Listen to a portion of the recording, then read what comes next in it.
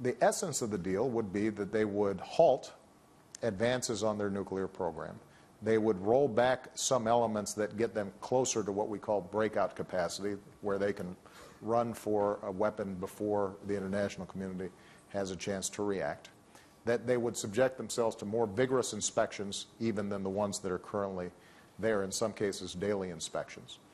In return, what we would do would be to open up the spigot a little bit for a very modest amount of relief that is entirely subject to reinstatement if, in fact, they violated any part of this early agreement, and it would purchase a period of time, let's say 6 months, during which we could see if they could get to the end state of a position where we, the Israelis, the international community, could say with confidence Iran's not pursuing a nuclear weapon.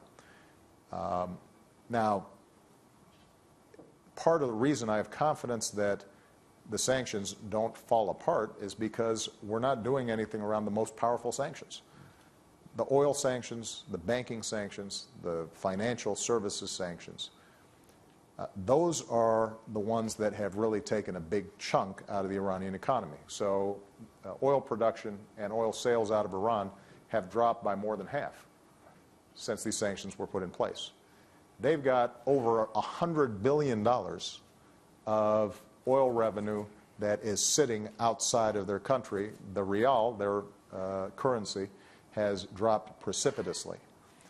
And all those sanctions and the architecture for them don't go anywhere.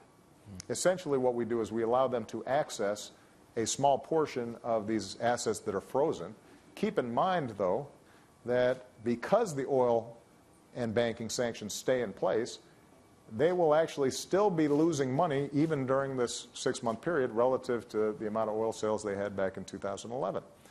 So what we are suggesting, both to the Israelis, to members of Congress here, to the international community, but also to the Iranians, is let's test the proposition that over the next 6 months we can resolve this in a diplomatic fashion while maintaining the essential sanctions architecture and, as President of the United States, me maintaining all options to prevent them from getting nuclear weapons.